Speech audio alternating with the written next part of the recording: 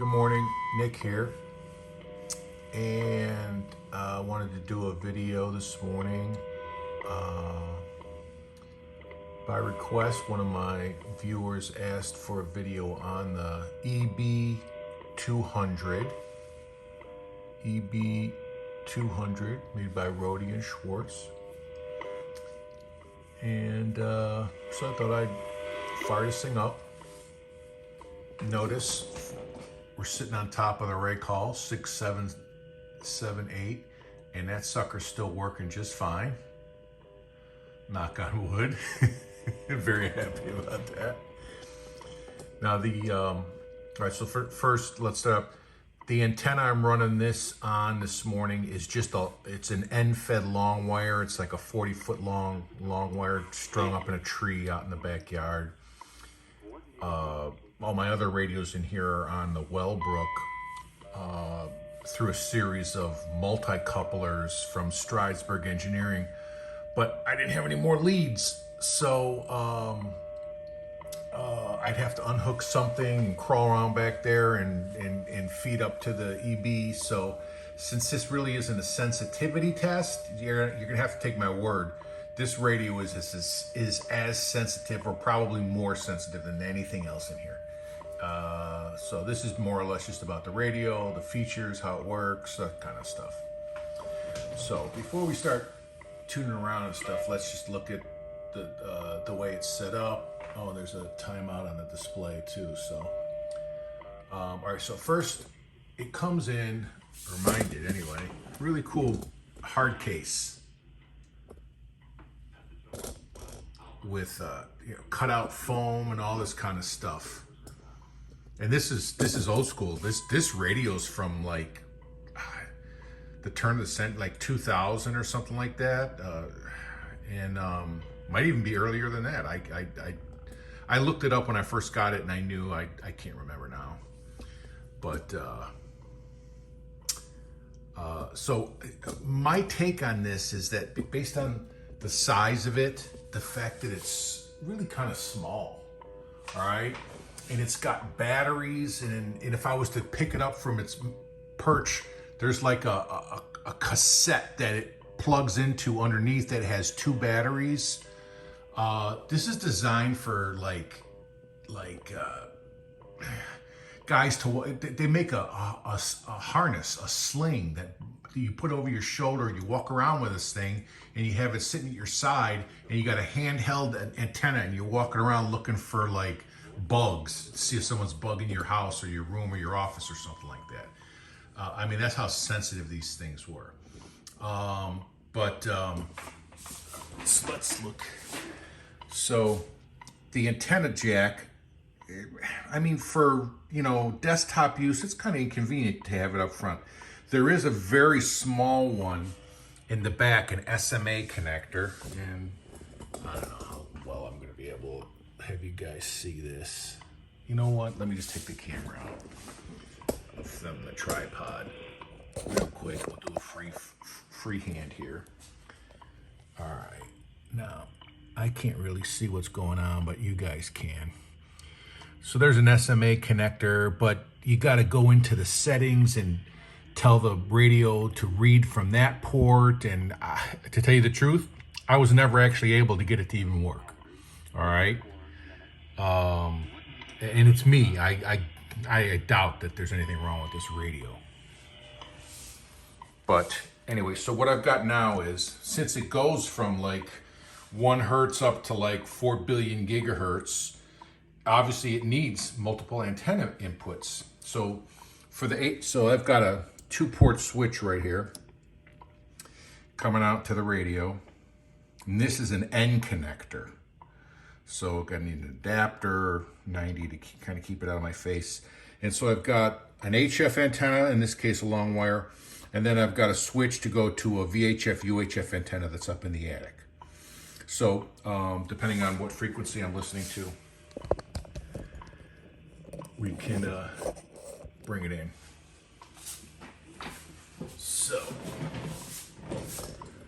all right, here we go with the timeout on the screen again. So I'm looking through the camera and it looks, the display looks like it's wavy or flashing or something like that. That's not happening in real life. So again, that's a incompatibility with the refresh rate of the camera and the actual screen on the radio. So in real life, looks just fine.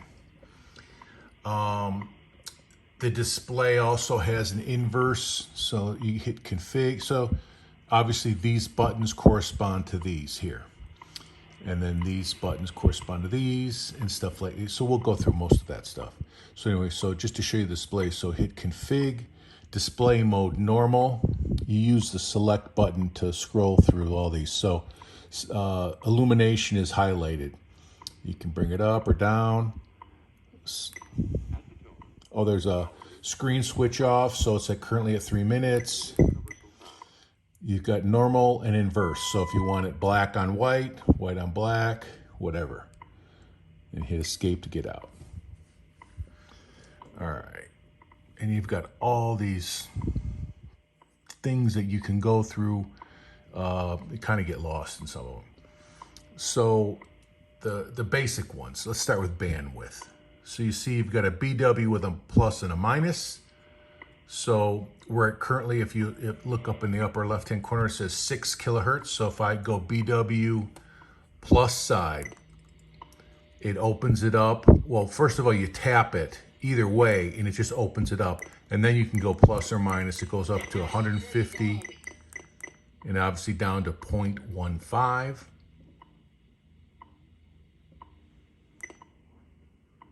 So for shortwave listening, general, based on what all the stuff we're going to look at, I'll just leave it at 6. Your mode. There's all your modes. So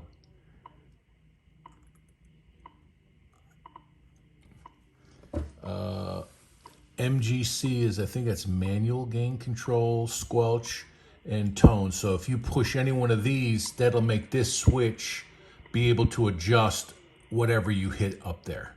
So if you're using the squelch, you hit squelch and you can put it where you need it to be. A cool thing here is that, so if the squelch, so what's it on now? Nothing, I don't think. So if you hit squelch, oh yeah, there you see squelch lights up, tells you you're on 4. But look at the little line under the S meter. See that? That's the squelch going up and down, telling you where you're set. So if you're up there listening to the air band, you can watch this line go up and down and see where it is that you want to be. And then either one of these, you just hit it and you can adjust it there. This is the volume, I think. Yeah, volume. You can tell I haven't played with this radio in a long time. Some of this stuff is going to be trial and error. Okay, these are pretty much self-explanatory. Lock, memory. I don't even have memories programmed into this. To tune, obviously you can use this, and you can change the step too in the settings, or you got the manual entry. So let's, if we want to go to 5 megahertz, go 5, enter. There we go. 5.85, enter. It's like 9 o'clock in the morning here. No, it's not even 9 o'clock. It's only 8 o'clock in the morning, so there's nothing on any of these channels.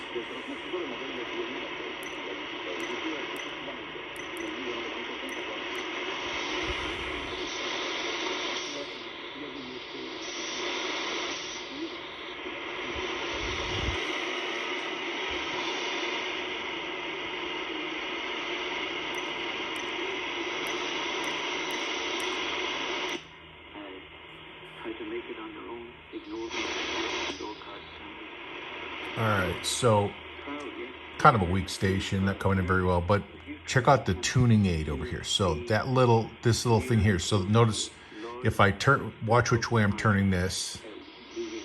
See that? Well, actually, if you turn it too far, it'll recenter. So it tells you need to, how far you need to go to bring it back to tune. So like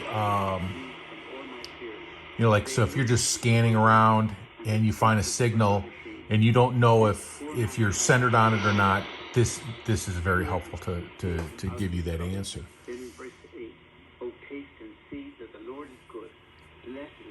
And then over here, obviously you've got attenuation off. You can click this through levels of attenuation. AFC for on off for if you're in FM. Level, that might be the AGC level. This is probably for memories. This is the bright, I think this is the screen brightness here. On and off switch up here. Looks like there's a test feature if you want to hit it. It probably, like some of those other radios, and they'll tell you if they're working or not. Or you could just turn it on and see if it works. But seems to be working pretty well.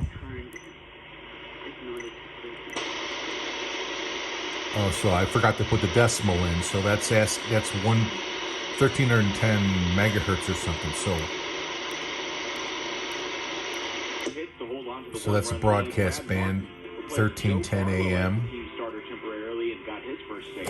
No, let's run the bandwidth up. I thought it's the first time he's been in that situation to close a game out.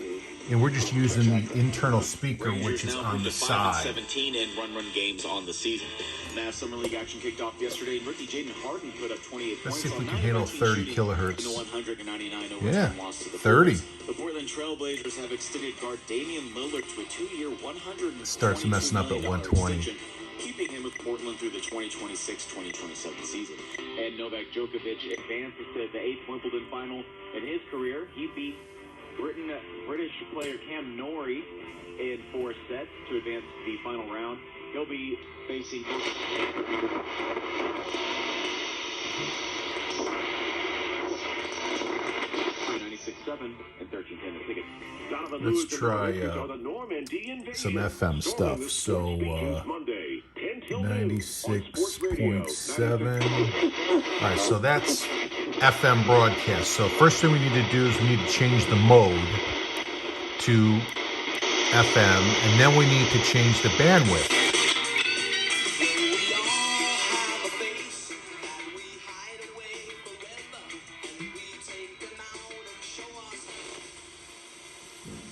Get it off the music so we don't have any strikes. 105.3. The third diamond or whatever it was. I'm winning $100. I look up at the TV and the Challenger explodes into pieces in the air. That's normally talk radio. What's up? Oh, it's probably because it's Saturday morning.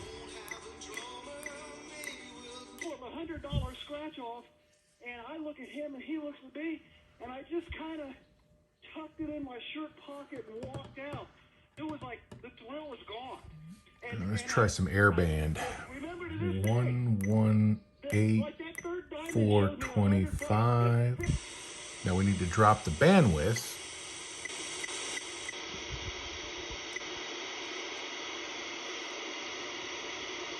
Oh, you know what I did? I never switched the antenna. There we go. So now we're on. Oh, notice how, all right, so this is where the squelch is going to come into play here.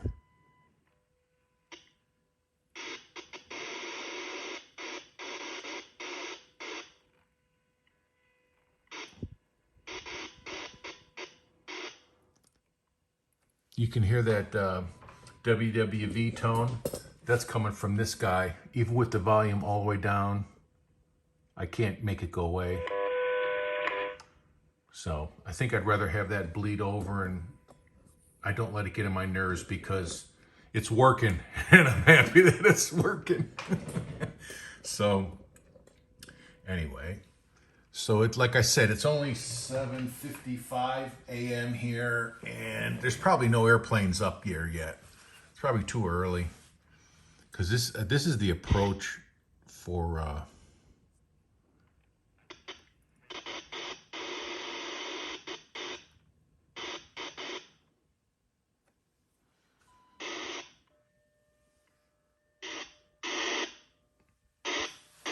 Guess we could try some other stations. 118, 500 maybe?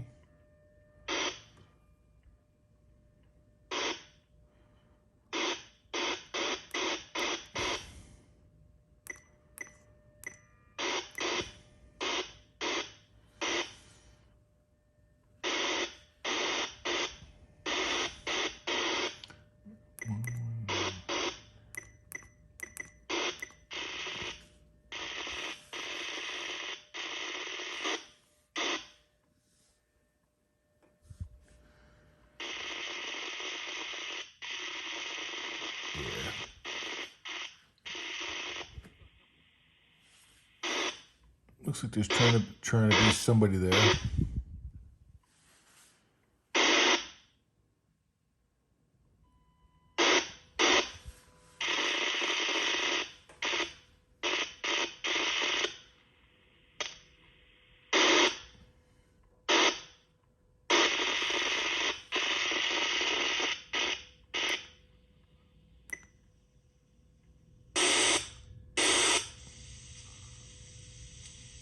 Oh, you know what? I screwed up.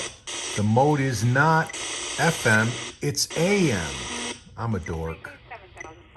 There you go. See that? I'm an idiot. Sorry, guys.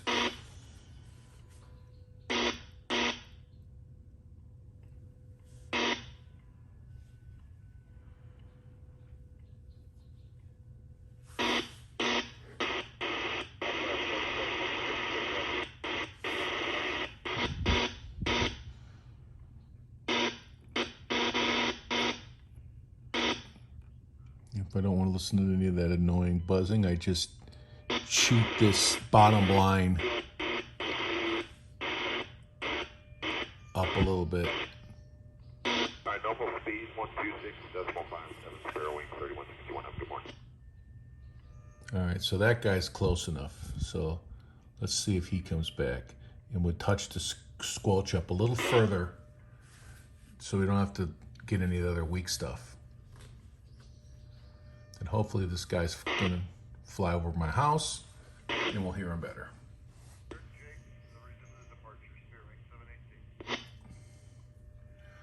But I've also sometimes set up a scan parameter to do the air band, and it scans the whole dang thing. So you could scan the whole band, or you could just, or you can program in specific memories for like the channels that I know that airlines use around here anyway, and it'll just scan those channels.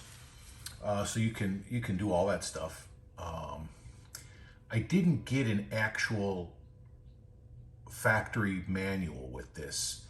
I got something that was printed off the internet, and it was very helpful, but it wasn't perfect. And it was, yeah, so some of the stuff is kind of self-taught, but anyway.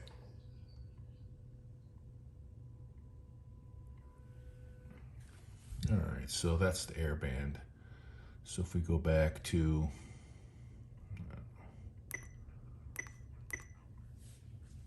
AM set, so that's good, 6 kilohertz. Oh, I got to switch the antenna back now.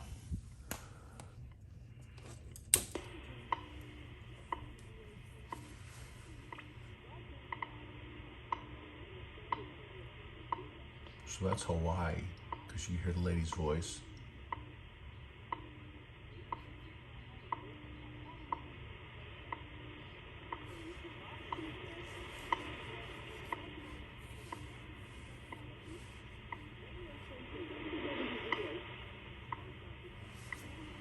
And this, again, this is just on a long wire.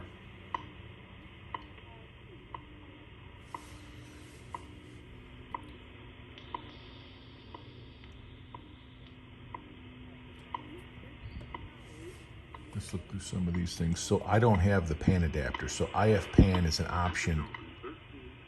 There's Colorado. So IF pan is an option for a spectrum scope. And this one does not have that, so I won't have that.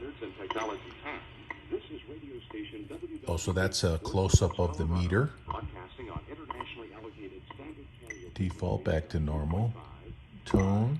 10, 15, and 20 megahertz. I don't know what the heck that is. Standard time intervals and other related information. Okay. We config, we've already been there. Radio station WWV. Oops, I hit the test button. Hope I didn't blow this thing up.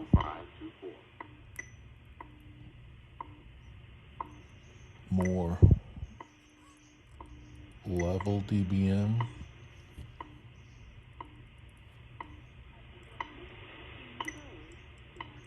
Oh, in case you just want to look at the frequency in large, and then you get the little, the level. Or is that the, I don't know, is that the signal noise level maybe or something? I don't know. So.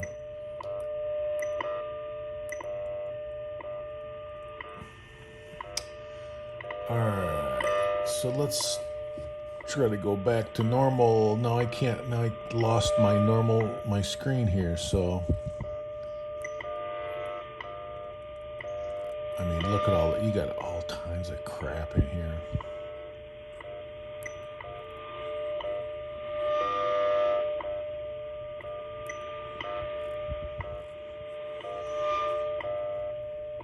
Man.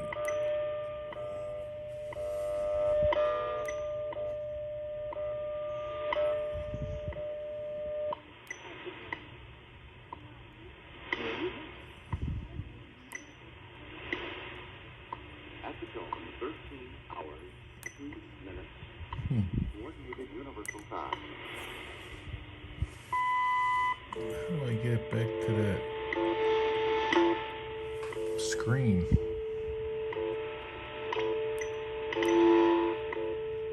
Interesting.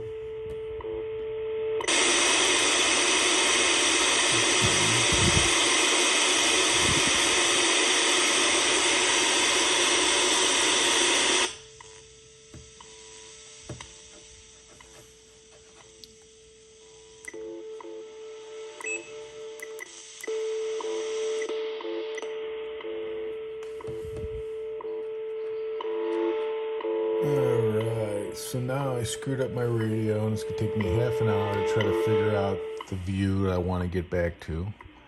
I'll eventually get there. Figure this crap out. Anyway. But we are at 23 minutes, and everyone is either asleep or bored, or they've already clicked off, so... That's it. Wanted to show you the EB200, and all right, thanks for hanging out.